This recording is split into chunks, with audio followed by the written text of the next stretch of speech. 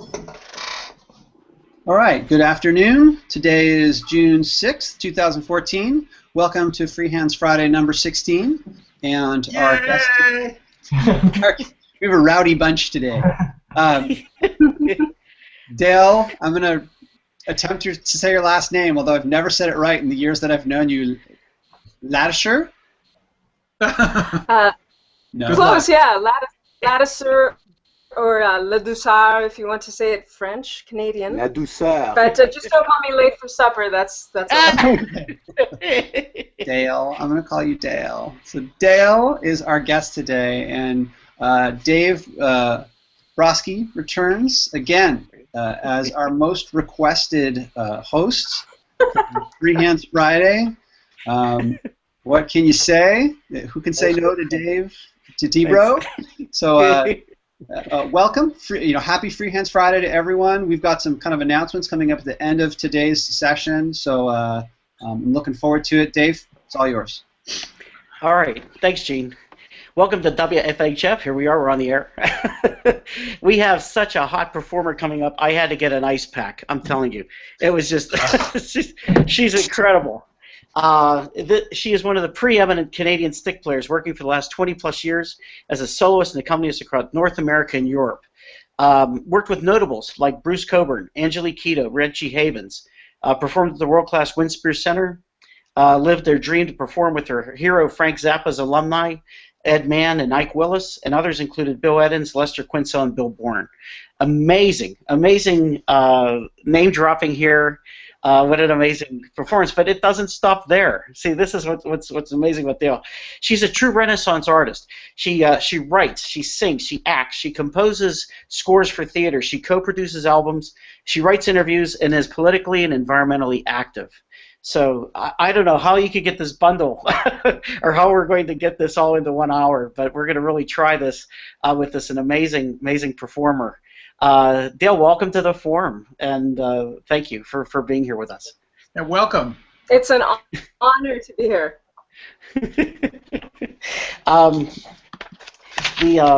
Let me ask you. I got to ask you this right out of the chute. You work with Bruce Cockburn, right? And he's Yes. really intense, isn't he? I mean, it seemed like if he wrote a song about a supermarket, he'd say, "I'm at the supermarket. I'm in the checkout aisle. I wonder if I can transcend myself and be solemn to that vow." And what's he talking about? Buying like kumquats, eggplants? I don't know. Can you do a little Bruce with for us? I recognize the cadence of what you were playing.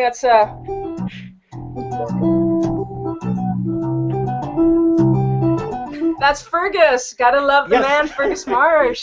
He also wrote, and Bruce actually shared writing credits with him because the stick line was so defined that, like, especially on, you'll recognize this. Hang on, if I play it in the right key. Can you see?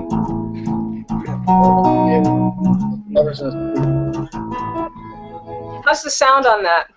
It's fabulous. Right on, too. Good. Spot on. Hey, Gene, I think we can skip that interview with Fergus now. We're good. So no,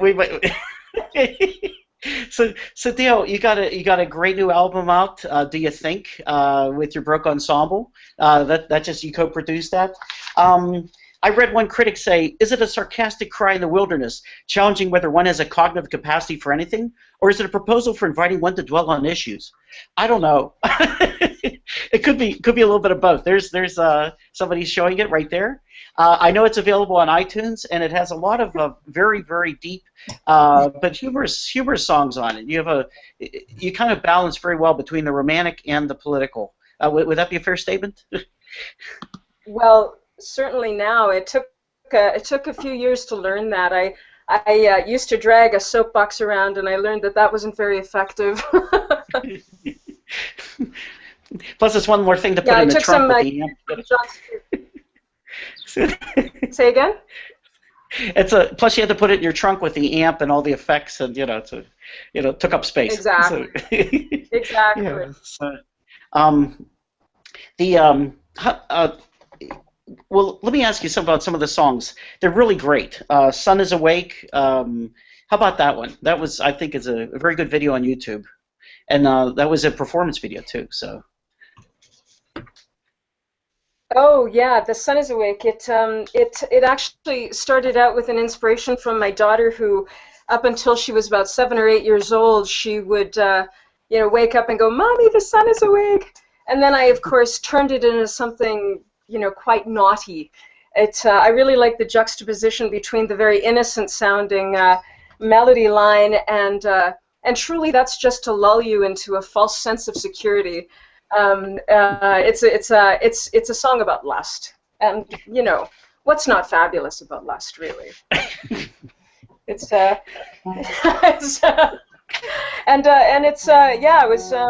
it was a very kind of an innocent sounding kind of a melody. If I come back here, can you guys see both hands? Not quite. Both hands, all right?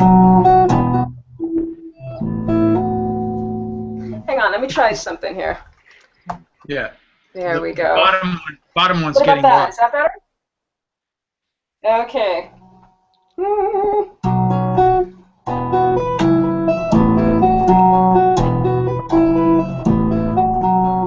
La la la, the sun is away.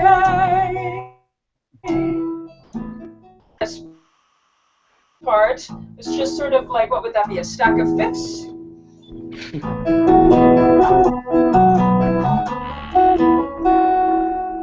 So that song actually was very much written with shapes. I really love just planting my fingers on the neck and forming shapes and seeing what I come across for chords. It's fun. Geometry meets... Cool. It's interesting. You mentioned the shapes. We were talking the other day. You didn't have formal music training, is that right? Except you start off early influences on the guitar. You love the guitar. And it's well, amazing. I love guitar players. Yes. No, I mean, like, I would love to have been a guitar player, but I didn't have any kind of rapport with the guitar. I could sing you every note that Mark Knopfler's ever played, but I never had a rapport with the instrument until I saw Tony. A friend's got me a documentary of the making of the Security album. You know, the one with Shock the Monkey, his 4th album. Yeah, that's a good one. And Tony gets on and, yeah, incredible. And Tony gets on and starts describing, he goes, this is a stick, I don't know how many strings are on it, lots of strings, and this is how it sounds. And it was a real lightning bolt, cathartic moment for me, and it took about a year for me to track one down. Everybody would send me to the drum department. He's talking about sticks. Yeah, a bucket of fish. But yeah, so as soon as I get a hold of one, this is the instrument that I learned how to be a musician on. Actually, this instrument is the instrument that I learned how to. Yeah, it's an old I don't know if you can top. see that. Can you see that? Oh yeah. Yeah. 1771. This is a Brazilian ironwood. Yeah. And I have to share with you something else. Do you see this? This is Wow. one of the few metal belt hook thingies that Emmett sent me, because I was with this crazy band called Painting Daisies, and I would literally be jumping while I was playing, and twice the stick clip broke off because it was plastic, heavy plastic, because it wasn't meant to endure things like that. And my stick was like down around my ankles, so it was quite traumatic. I'd be on and going, I broke another one! And so finally he said, okay, I've had enough of this. I'm sending you a metal one. So yeah, I don't know how many metal clips have been requested, but I got one. So.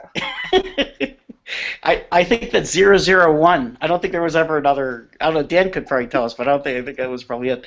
I love Dan's comment. It's called a square top. It sounds like like these hip terms for fender. Fenders. Well, that's a black face, or Greg has a purple top. All this stuff. So I just made it up. Well, I love it. It's gonna be de rigueur from here on out. We're gonna call it. That's what we're gonna call the Square iron. top. It's a good one. Yes. Become square top. Become grooving up slowly. Right. All right, got that gumboot, you know. Dale, you keep bad hours. I would think that's a fair. You go to bed late, you wake up early. I don't know how you do that, you know. What do you find in those times when the world's at peace? What is a good time for you to do during that time period? It's writing mostly, and we're all busy. We're all, in gear 5, living at the speed of, well, too fast. We're too fast and we're too busy. Everybody I know is too busy, and I find that when 2/3 of this time zone gets to sleep, it's the world is quiet. I don't know about at peace, but the world is at least quiet. So I love to write. I love to write in the late evening, and I love to write in the morning when the tasks and the pressures of the day haven't really invaded the brain or the gray matters. So yeah, it's a beautiful time to write because there's a real there's a lot more space in the gray matter. Mine's Swiss cheese. I think a lot of people know that, but there's holes all the way through it. But well, let's talk about how you write. Is it when you compose? Is it melody first, chords, rhythm, the lyrics? How do you go about putting your songs together? It would be really rare if the lyrics came first. I love to. I'm from the Peter Gabriel School of Songwriting, where he tends to build songs on rhythm, and rhythm being the most primal of things. I like to start with a groove of sorts, and sometimes there's a really funky right-hand part that will be very syncopated, so I'll start with that. But mostly it's rhythm and a bass line, and usually through stream of consciousness writing, where you just kind of. This is how it works for me, because anytime that I've ever sat down and tried to write a song, it's always sound contrived. I've never been able to believe in the lyrics that I write, so. The only way that I'm able to do that is if you start with a groove and then you just open up to the gods being channeling through you. Yeah. So this is a groove. I was thinking about teaching at the Vancouver Stick Conference, and I started writing a song about writing, and I'm just going to play you a little part of that. Is that okay? Sure. So it started with the bass line, and I have to thank Kevin Keith for this, because I've never tried to play with my thumb. I'm going to play with my thumb. So,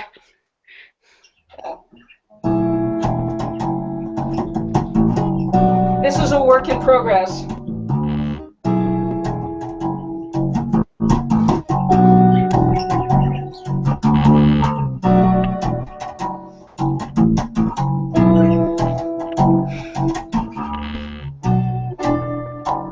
I got to do something there that's really cool. Some of you may write for the joy of the crew. Some of you may write to send a message or a mood. Others may compose because it's what you should do, you suppose. Who's to know? Anyway. It's just nice. I love that. All right. No auto-tuning, folks. No auto-tuning. That's the real deal. She was the real deal. Dale, you got such an incredible voice. It always strikes me as kind of being this very amorous blend between Joni Mitchell and like Bonnie Raitt. It has that the wispiness and yet that growl and that groove and that sensuality. Was it always been easy for you to sing? You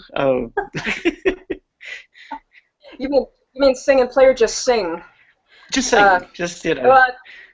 Actually, it took a boyfriend with an extremely loud voice to get me to sing louder. So that was helpful. I was going out with a Dutchman for a while who, I swear to you, he could move people's lower intestine with his voice.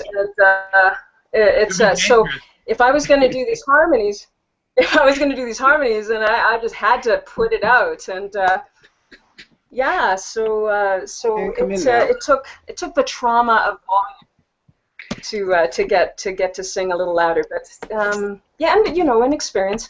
I also played with a band called Takoi Ride, and they're a band that's been around for about 40 years. The guys that actually the guitar player in my band, he was a founding member of that band, and he's been playing his guitar longer than I've been alive. So they only needed a chirp, so they didn't need no stick player. So because they're like a monstrous 6-piece band, so they said, "Well, Gail, why don't you come and sing?" And I'm like, "What do I do with my hands?" So I very traumatically hung on to the microphone stand for dear life, and I started singing with them, and absolutely became a stronger singer because of them. So yeah, it was fun. Cool. And it was because of that too that you eventually brought the stick into the band too, right? The Brook Ensemble is actually a different life form. So Core Ride is still just having me as a chirp, and it's actually a real freeing kind of an experience. So I'd never stop doing that with them. But yeah, it's the band that I have, the Brook Ensemble, is it originally started as a trio, and which I love trios, and I love also playing duos with a drummer. My guy Bill, he's a magnificent drummer, and stick and drums. I think Matt Tate can relate to this. Stick and drums is a really incredible and dynamic thing, and it's because the rhythm is the absolute focus of every piece that you do. So yeah, but now the Brook Ensemble is a 4-piece with a magnificent flautist and sax player. So. Who knows how to play in C minor? So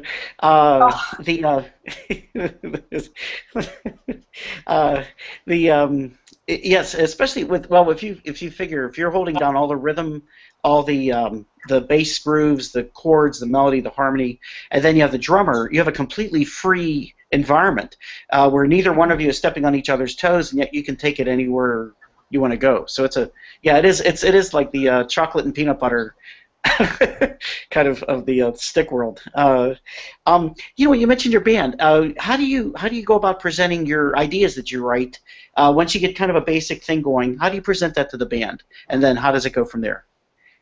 I go, here, what do you think of this? Well, it's actually really that way. It's actually really that way, because when I first started writing in a way that I would dare to bring it to anybody, I would try and work out all the stuff and all of the words and all of the arrangement and that, and then offer it to them. And I quickly learned that because I surrounded myself with monstrous players, it soon became greater. The piece became greater than the sum of its parts, and far better than I could ever have conceived. So I now bring it. I write primarily with Bill, who is one of the most musical drummers I've ever met. That's probably why I married him, because it's hard to find a good drummer. But when I bring it to the band, it's in just a skeletal form. It has a groove idea, and I have an idea of lyrically how I'd like to go, and then it's a free-for-all. And it's exciting. It's far more exciting to do that because if you trust the guys that you're playing with, it really is a surrender in a way, right? Where you offer this embryonic idea, and then it just takes on another life. And I've by far written. And then I'll take it back and I'll craft the lyrics into the piece, and even still, I mean, Bill will call me on lyrics that are being pedestrian or just filler lyrics. I never get away with that stuff. It's a drag, really. But yeah, so it's far more exciting now. I'll bring the idea in at a much earlier stage because there's far more trust and far more understanding on my part on what these guys can actually do. So, yeah, it's a joy. Well, I think there's a market, like Katy Perry, Rihanna, those people that could use your pedestrian lyrics. I think you could send them to them. So, keep doing your high level stuff, Bill. Don't ever compromise. You mentioned about the whole band kind of joining in. How do you share your writer's credits? Oh, they're divvied up, and they're absolutely divvied up, because I hate that where you start nickel and diming. Well, this is just my personal take on it, but I've had a situation where the guitar player will do one little thing or suggest one little thing, like holding off or pushing that one note or something, and it absolutely makes the whole piece, or at least the whole passage. So like when you're writing, SOCAN is the Canadian Society of Composers, Artists, and I don't even know what the rest stands for. And you register your work with them, and if it gets played on radio or television and stuff, they give you money. But when you're registering your song, you can give a certain percentage, whatever, for a composer or arranger or a lyricist, and I can't nickel and dime someone for what they've given, even if it's just a small idea. It's sort of like a hippie commune, I think, where we just divvy up everything. And as you can tell from the background, you can see I'm a bit of a hippie, but don't hold that against me. You and Flint, man. You and Flint. Flint Blade had like crazy tapestries in back of him, and he had echo on his mic. It was cool, man. Yeah. If you watch Flint's videos, you can actually smell the patchouli. It's like just coming off it, Hey Dale, let's get. How did the Vancouver seminar go? How did that play out for you? It was rocking. It was a rocking good time. I hadn't met Tom before, and of course Tom is such a monster in his own right, and Jim. I mean, I love Jim. Jim is a golden human being. But the three of us together, it really worked out well because we're such three diverse players. Tom has all that serious processing going on, and I add a little bit of verb and maybe delay if I'm really feeling daring, and so Jim is just you wouldn't believe some of the stuff from his new album. It's so exciting. He's going to release that thing pretty soon, and it's incredible. I can't believe how much his writing is growing and his playing is growing. I mean, like it was beautiful, and it really came through. All of the students got what they needed to have, and because all of the teachers were able to offer such a wide range of services, and sharing their knowledge and experience, and then the concert at the end of the week was just it was a trip. It was a trip, and it was beautiful. Granville Island is an incredible place. Did you have a title for your section of the seminar? Did you have a title? A title? Yeah, a title. No. It was something about increasing performance. Something. Oh, oh yeah, Jim was giving me a hard time because one of my workshops is called performance enhancement, and he's I can hardly wait to put you in a room with stick players talking about performance enhancement. So yeah, it's a family show. Straight to the bottom. Why straight to the bottom? Gene, get your kids out of the room. Yeah, I've just told my kids to leave as well. I listen to far too much Frank, so. Yeah. Nice. As everybody should, really. Well, so everybody's mic is live. That's awesome. So anybody can interject at any time. Is that right? Yeah. Yo! Hey, Dale, we have Dan. I think had a question. Dan, you want to go? Go ahead. Oh, Well, I was just wondering about the stick community in Canada and how how do you feel about that, and do you feel connected to a Canadian stick community in general? Absolutely, absolutely. When I picked up the stick, there wasn't really players within 500 miles. Um, but there's Jim Riley. There's Pat Braden up in Pat Braden up in Yellowknife, Northwest Territories. There's a couple more stick players in Edmonton here. Andreas, who is he's gone underground a bit. I think he's hibernating with his stick, so that's good. The guys in Vancouver, there's guys in Winnipeg. Whenever I tour, pardon me? Joel Neufeld. Yes, Joel Neufeld. Yeah. Oh my goodness. There's whenever somebody's in town, and Nathan, of course, Nathan as well, and who I was talking to earlier today. As a matter of fact, he wanted me to present a question to myself, whereupon he said, I play NS stick because I don't totally think of myself, I can't think like a stick player yet.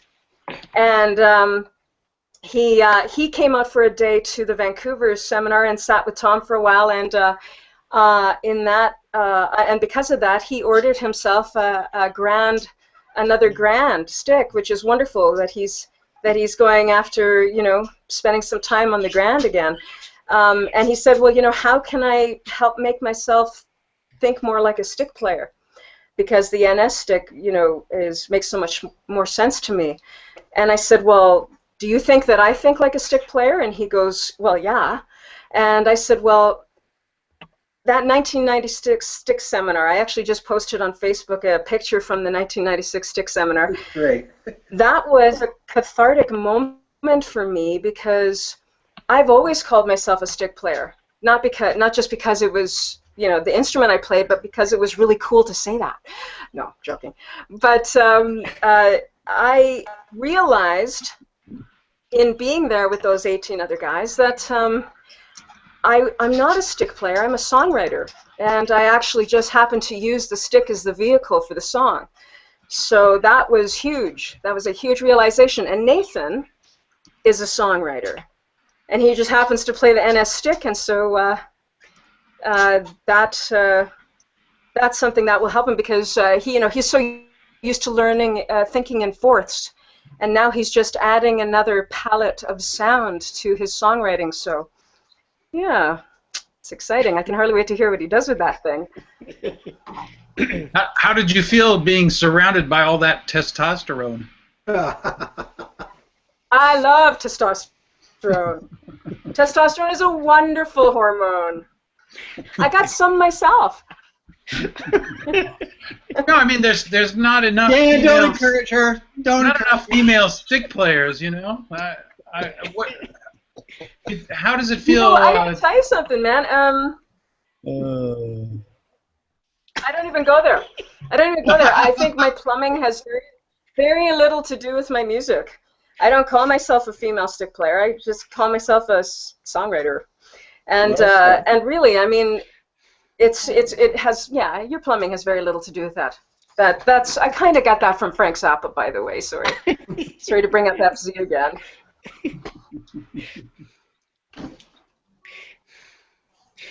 Okay, Gigglekins, you got another question for me?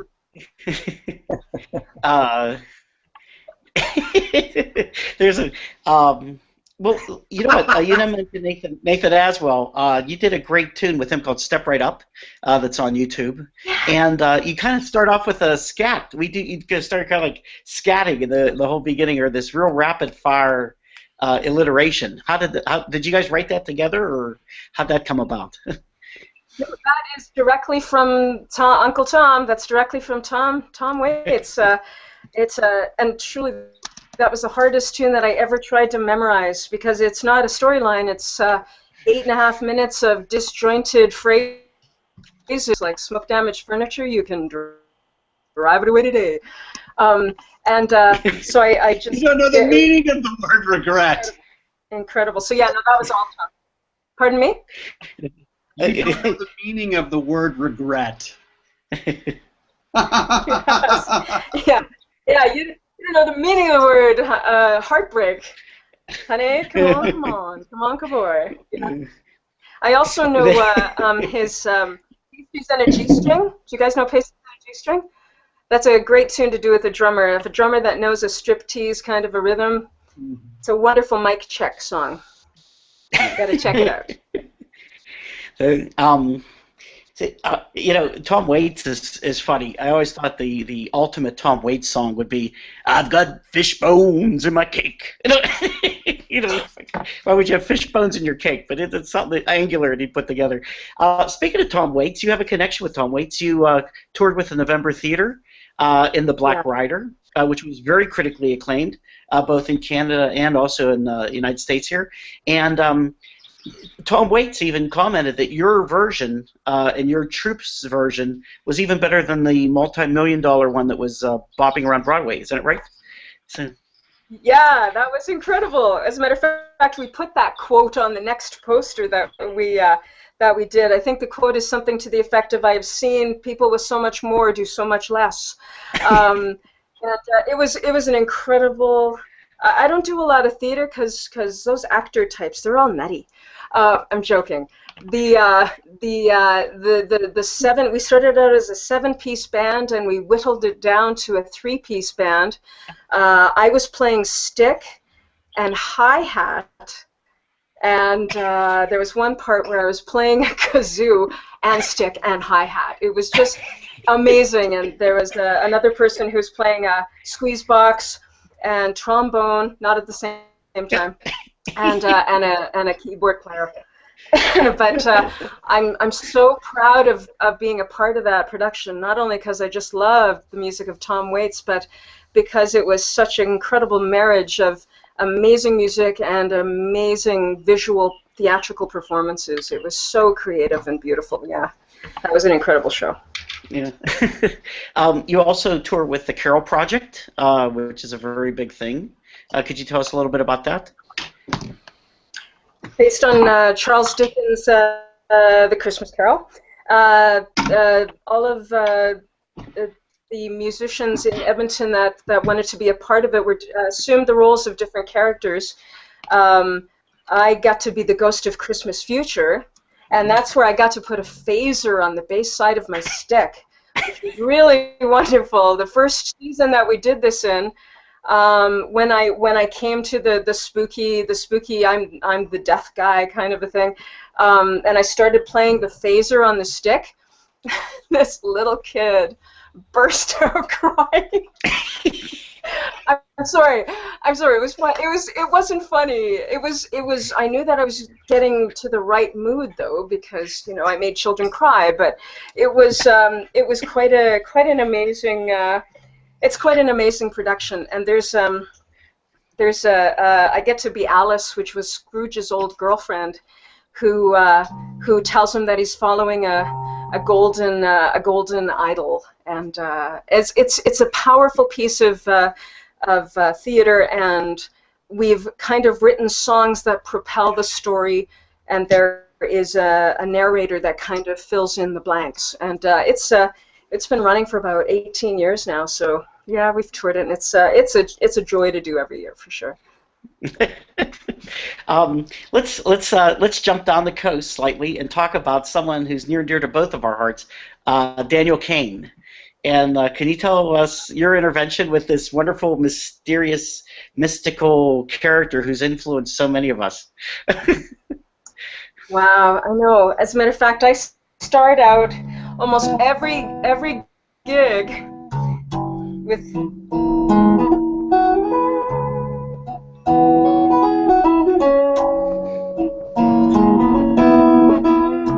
I think everybody knows that tune. The Cruise Night. Anyway, it's he was the first stick player I ever spoke with. I had the stick about 1.5 years, 2 years. It was still fairly isolating, and just in my basement alone with it. And a friend of mine went to San Francisco and saw Daniel Cain playing and bought his cassette, Cruise Night. A cassette. Do you remember what cassettes are? Here's one now. Look, oh, this one is Frank Jolliffe. Anyway, they were a wonderful thing. And it had his phone number on it, and I was freaked out. It was like, no way, another stick player. And so I get on the phone and I call up the guy. So you know, I reach him and I start talking to him and telling him that I've had this stick for about a year and a half and blah blah blah, and I don't know anything about him, right? And he's talking to me, and I go, finally I go, so Daniel, so you got this cassette, so what do you want to do with it? And he's like, what do you mean, what do I want to do with it? And he's like, and I'm like, well, you know, like, where do you want to take it? Where do you want to go? And, you know, I'm 23, okay, so I was just, you know, and he goes, well, what do you want to do with it? And I said, well, I want to be the Eric Clapton of the stick. And I could hear him chuckling underneath, and finally he goes, well, and this is, what he said to me was one of the most valuable things that anybody's ever said to me in music. And he said, well, why don't you, you know, respectfully I say, why don't you just try and find your own voice? And if that incorporates, or if that includes being the Eric Clapton of the stick, great, but don't make that your goal. So, yeah, that's my Daniel Cain story.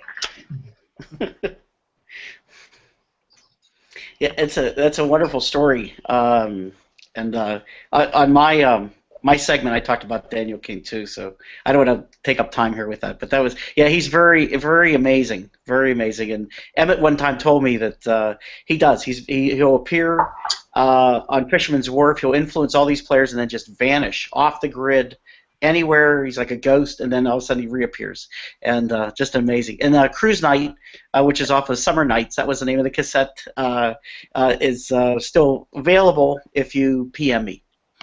So there you go. But any other panel? Would you guys like to talk to Dale? Because I know she really wanted to open this some more up. Yeah, if I could actually jump in here really quickly.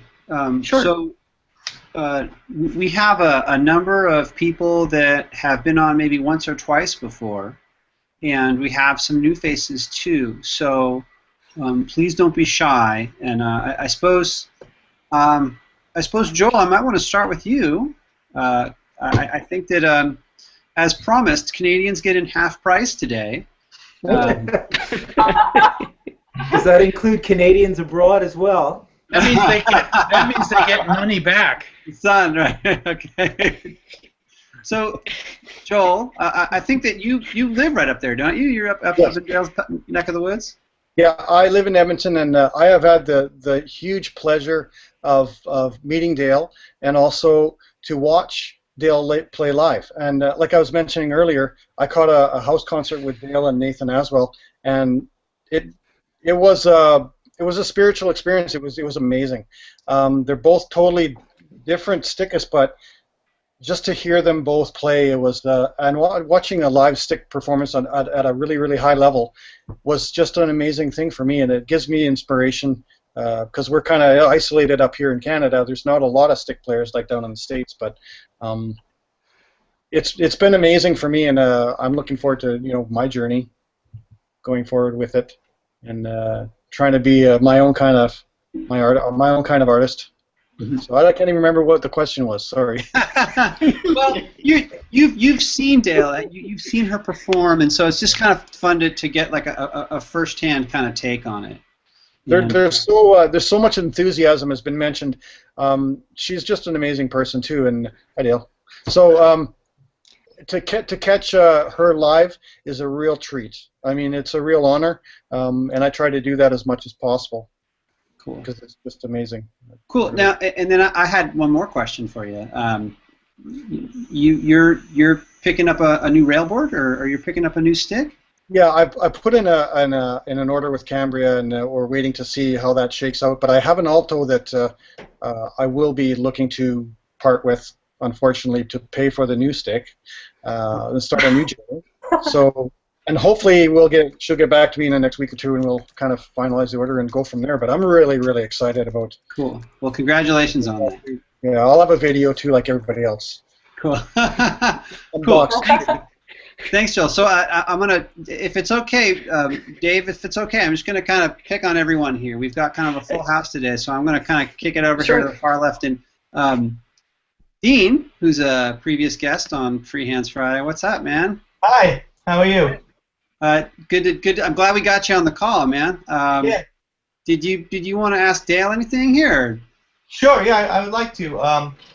First of all, I love your stuff. I think it's great. I wanted to ask, since you're a Zappa fan, you know, it's probably an unfair question, but I'm just wondering, because his catalog is so huge, do you have a favorite time period, a favorite album, because his style's changed so much?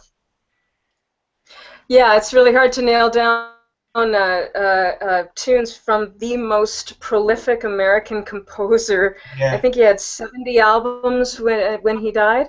I'd say if I had to be on a deserted island with one, it would have to be the Grand Wazoo. It's Eat That Question. It's one of my favorite tunes. It was originally going to be called Eat That Christian.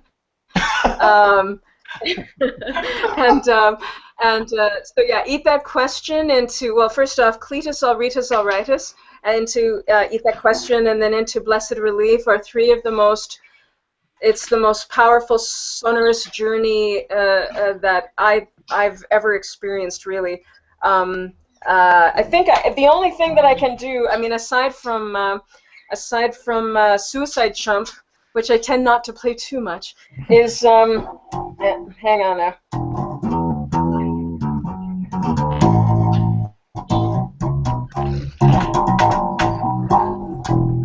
You know, but I can't get that on one hand so that I can do the right hand part. But someday. Great. Thank you. Okay, so Andy. Hi guys. Kopic, who is a unofficial what is it, a what's the word, an honorary Canadian? Oh yeah, honorary Canadian. I'm in North Dakota. Close enough. Yeah. So yeah, I'm Andy, and I had my cat Peach here earlier, if you're wondering. Dale, when you're learning how to play these songs, which part do you approach first? I mean, are you starting with the bass line and then learning to sing over that, or are you starting with learning the melodies and what? Like, how do you approach that? Because that's a lot going on. You're doing a whole lot of stuff all at once. You know, it really all comes down to how much time you spend with it, right? If it's a really difficult or signature bass line, I'll learn that first. But if it's a signature melody line, I'll learn that. You know, that from.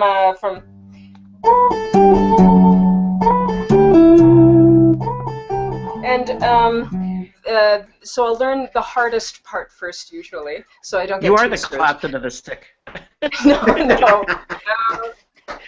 No, and it's odd that I would say that to him because I actually like Mark Knopfler better. But anyways, and then then you have that painful period of time where you have to marry the two or the three.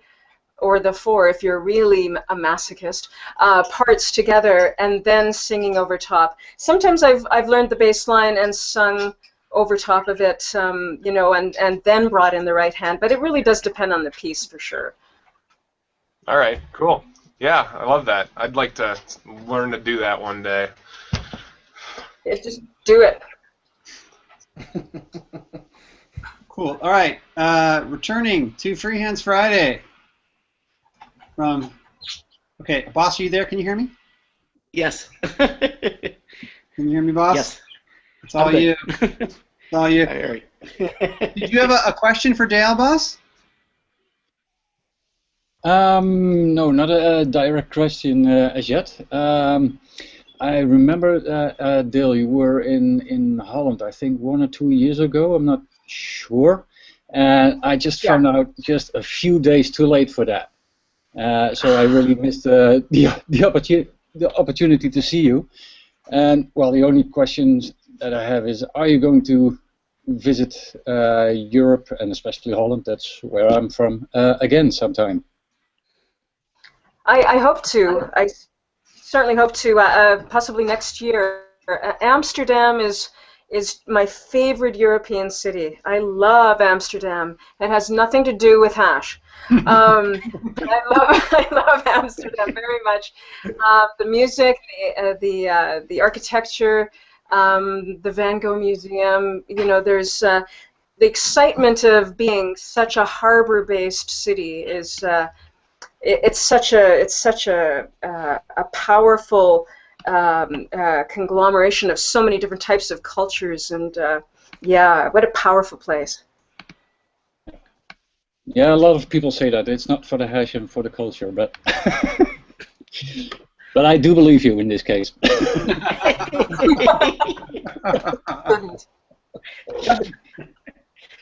All right. Okay, so joining us for the first time, Rick 04. How do you say that? I just go by the name of Rick. Rick. Just Rick. It's fine. Cool. Well, Rick, did you have any questions for Dale? I don't know. I'm just, I was just thinking that I relate really very much to how she goes about doing things, because it's pretty well the same way I do about composing and being the channel. I didn't realize we had so much in common besides being Canadians, you know. So yeah, no, I'm just really happy to listen and listen, watch, and learn, and just say congrats, Dale. Oh, thank you. Cool. All right. Well, I wanted to make sure. Oh, and Russell, hey, Chicago's in the house. Hey. Yeah.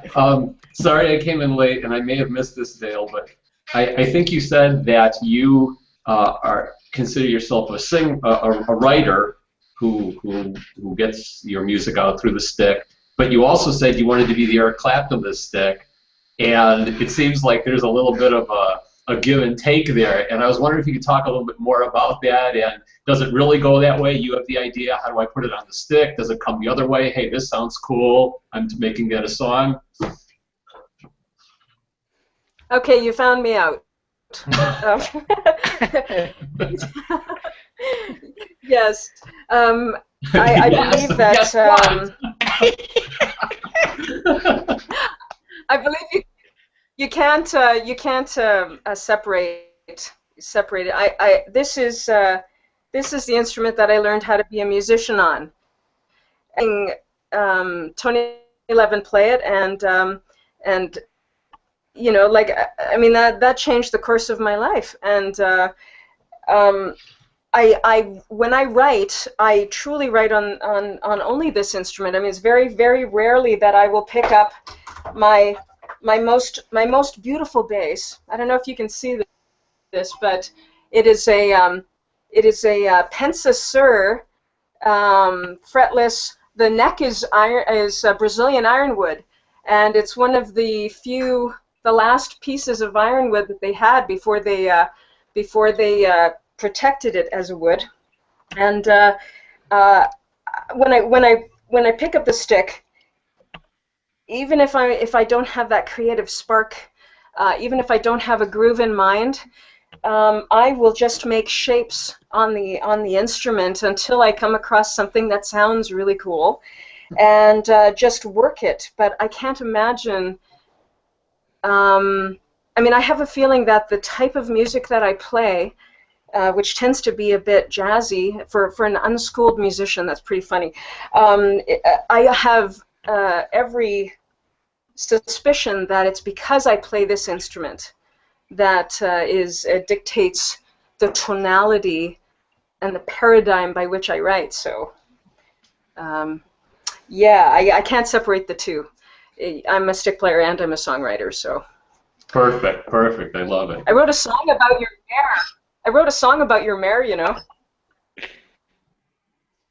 What? I actually wrote a song that was on. It's on the new album. It's called Réflexion sur vos sourcils. I only put that title in French because it sounded sexier. But it translates to reflections on your eyebrows. And it's because I saw a picture of Rahm Emanuel and Ari Emanuel, and it was sort of like two brothers. And I don't know if you guys probably know who these guys are. Ari Emanuel runs WME. He is the bassist for Ari Gould, the Ari Gould on Entourage, you know, the agent that Jeremy Piven plays. And Rahm Emanuel used to be Obama's chief of staff, now the mayor of Chicago. And, I mean, these guys are the Jewish Kennedys. I mean, and their older brother, Ezekiel, is like this guy that's on track for being like for a Nobel Prize for science. He's like it's a freakish family. And I was intrigued by this one photo where, you know how the eyes are supposed to be the windows to your soul? Well, their eyebrows. Their eyebrows were seriously their own entity. That picture said to me, I am frickin' powerful. Notice how I didn't swear. I am frickin' powerful, and I know it. And I will utilize that power at every opportunity. And actually, I can play you a portion of it.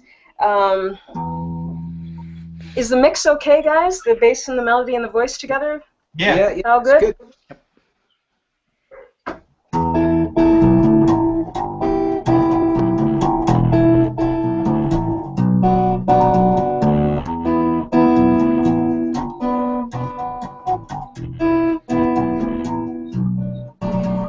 I'll sing the second verse. Your tongues unleash a lush buffet of charm and threats and epithet.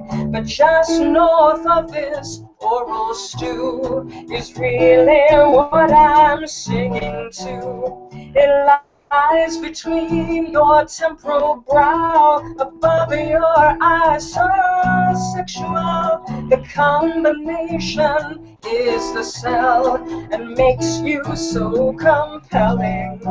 And the chorus is very primal. It's a power and sex. I'm fighting it, I do confess. Anyway, I sent that to Ram. I actually got to talk to his it's not a really flattering kind of a tune, and I got to talk to his private secretary, and she gave me, because I'm extremely persuasive, she gave me his address to the office, like, so that he would be for sure getting the songs. And so I sent him a couple of copies of the disc, and wrote a little note, said, hey, it's track 5 is inspired by you and your brother, hope you like it. And I got a letter back. Really? I choose to believe that it was because he didn't like the song very much, the power, sex, kind of an expose kind of a thing, that he intentionally put the letter to Mr. Dale Ladouceur, so I thought that was awesome.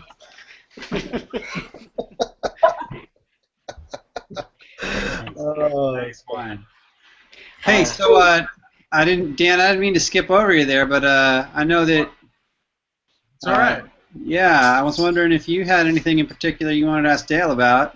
Yeah, sure. I want to know when we're going to be seeing you here in Los Angeles. Are you coming to the Free Hands Academy? Gene? All right. Okay. Well, I didn't mean to open up a Pandora's box. I have an announcement to make, and the announcement that is, if the funding has come through, Dale, Dale will be joining us as the 9th or even the 10th instructor that will be involved with the Free Hands Academy. So, brilliant!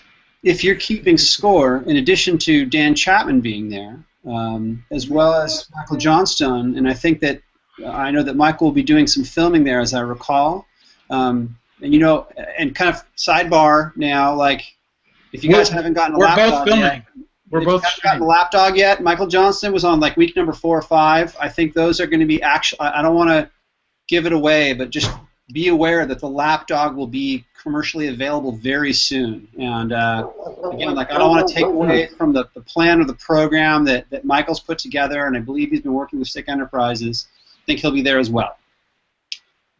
Sidebar announcement. Going back to the Free Hands Academy for 2014, Dale is joining us. So if you're keeping score, that means everyone that was here last year, which is Greg Howard, Don Schiff, Kevin Keith, Emmett Chapman, Alfonso Johnson, and myself, and then you add to that Bob Culbertson, Steve Adelson, and Gary Jabilian, and now Dale, right? So that's, I don't know, math isn't, I think it's 10.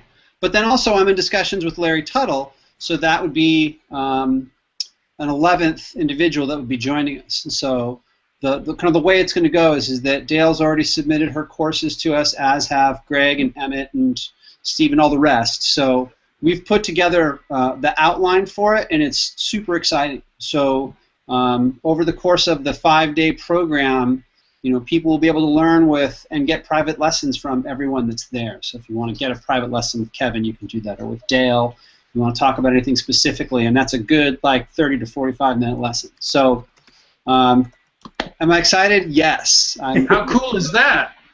And then also, so we're at 25 registrants right now. So just a lot of excitement being generated in the Stick community around that and Dale's involvement. I think that's pretty present today. Russell, I think this is the first time we've hit 10 people. So I mean, I think that's pretty cool. And then also kind of another announcement.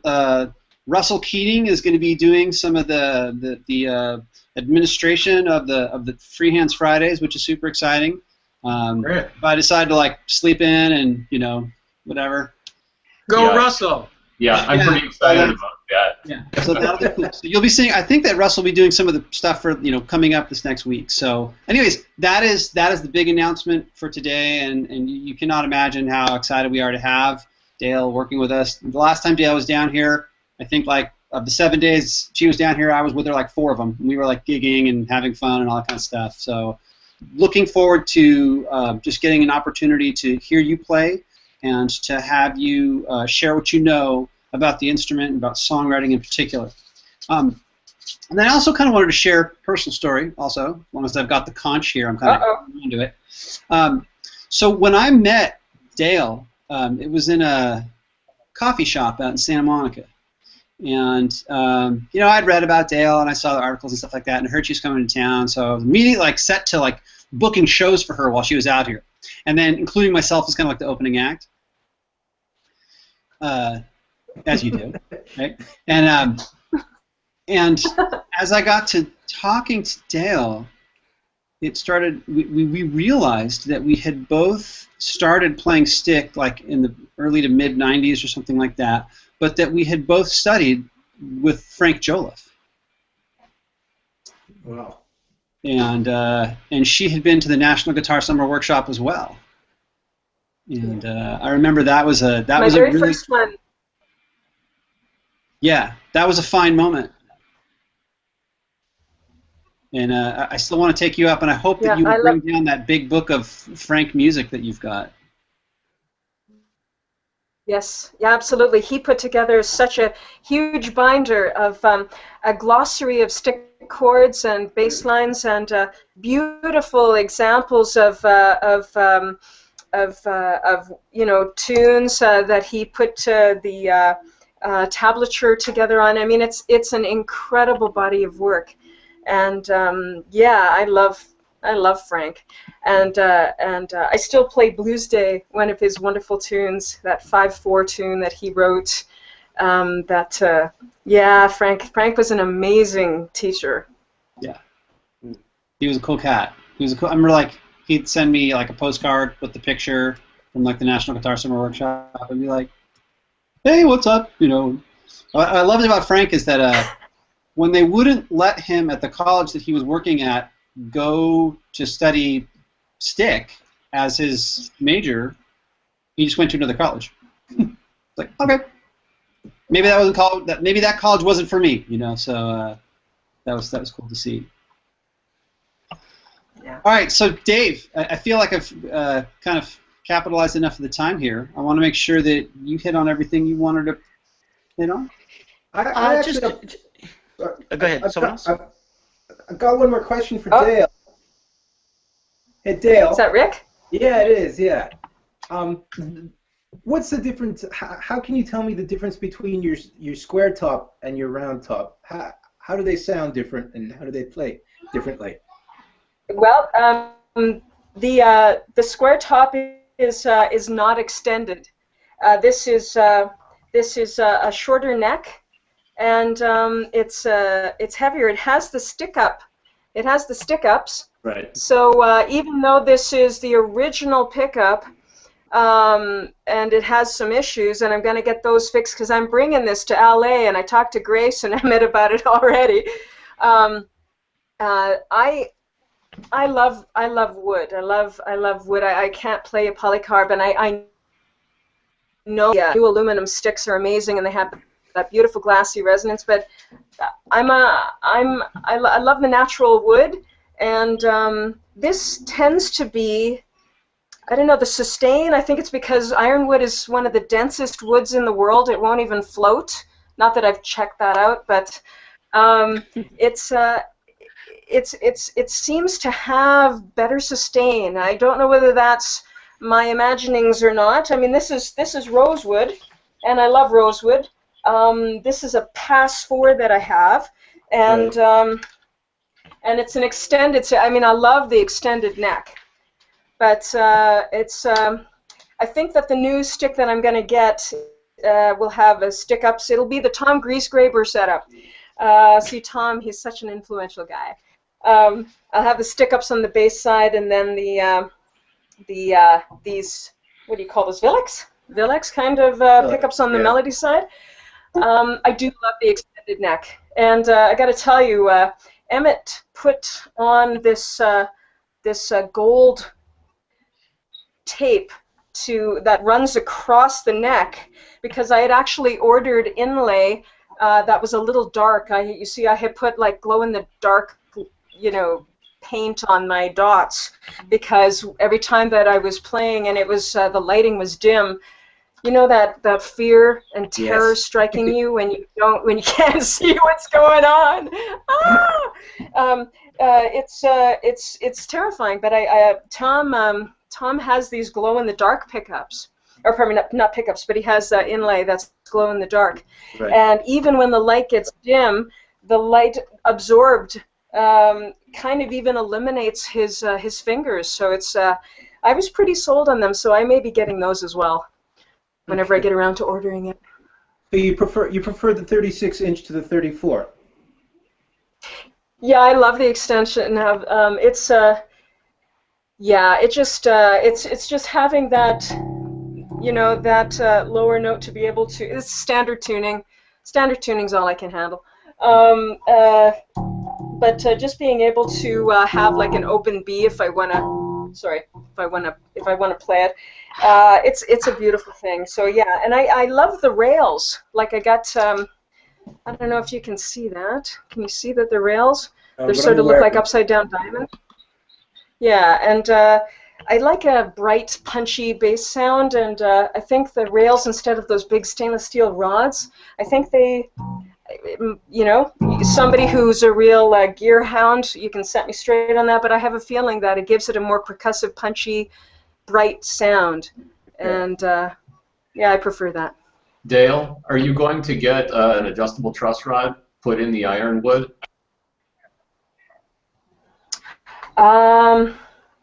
No, I don't wanna have it go through that crucial an operation.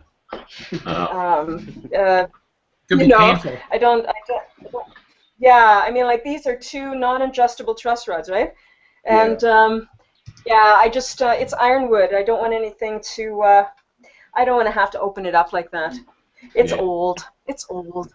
Right. I just know when I had an ironwood, I had 2 string height settings based on climate, and I think it'd be an incredible instrument if you could keep it as straight as the modern ones. So when I saw he was doing retrofits, I was pretty excited because it's like, wow, if one ever came up for sale, it was cheap enough, including the price of having that adjustability. That might be pretty cool. So whatever. Yeah, and I got to tell you, it's a really good point. And I live in one of the driest climates up north, and when you fly, although I loosen my strings off and stuff, it's it does some bowing, so it's a challenge, especially with the older instruments. And if you can see these the housing that the little screw that have they don't even have a crisscross kind of can you see that, guys? They don't even have a crisscross. They only have like a line that the string rests on. That's old school, and that's a challenge, and it's certainly a challenge here. So those are called bridge screws. I may look at it going under some minor surgery, but we'll have to see. Yeah, at least replacing the bridge screws wouldn't require anything that would be undoable. Yeah. Right. It could be just a local anesthetic or something, right? Outpatient. Some of the bridge screws that they have now are actually like a rail. So instead of having a round top, they actually come to a point so that when the string passes over them, it's a very fine line. So it's sweet. There's a great article on a polycarbonate refurb that they did, and you can see that he uses some pointed bridge screws, which is pretty cool. Oh, no, you know what? I think those are compensation screws for different tuning. Oh, really? Oh, okay. Yeah. Okay. All right. Dave. Yes. How do you do, man? Very good. I think I just want to touch on two things. Dale, you mentioned that whenever you used to listen to artists, you used to immerse yourself, and that's where you brought up Mark Knopfler. Another artist I know that you immersed yourself in was Kate Bush, who was very also aligned with Peter Gabriel. Was she one of your big influences also? Well, not for songwriting, but certainly just regarding the prospect of how creative you could actually dare to be. There is, it's true, when I get into an artist or when I get into a filmmaker or like I love Jim Jarmusch, and I watched everything that he's ever filmed. Whenever I get into a musician, I eat up their whole entire catalog, and I'm still actually drowning in the ocean of Zappa. But I found that Kate Bush really blew my mind. Kate Bush really blew my mind because she didn't care how freakish she sounded. That was the way she sung. And she didn't care if she put 7 syllables in the word kite. It was just, she was led by her muse, and she was fearless. There's a tune that I have on the new album. It's actually, the new album's got 20 tracks on it, but that's kind of misleading because I included the titles of the segues. I kind of wanted it to be one large body of work. Not unlike Marvin Gaye's What's Going On, where it's like one continuous piece of music, and so these segues are in between, but they're only like a minute long. And there's this one song called SOS, and I'll let you in on a secret. It's because the bass line that I wrote is Morse code for SOS. ... dash.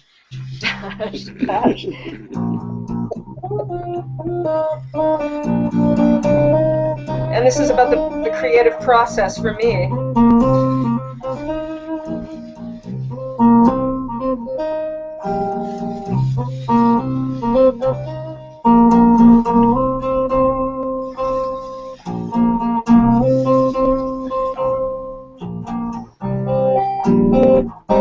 I'm on the verge of something great, but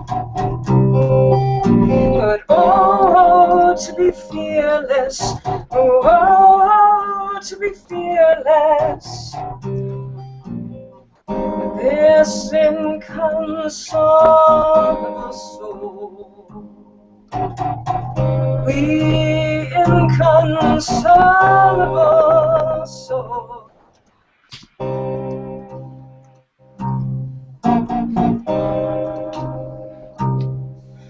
save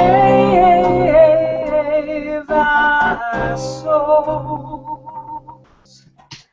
I was kind of in a dark mood when I wrote that.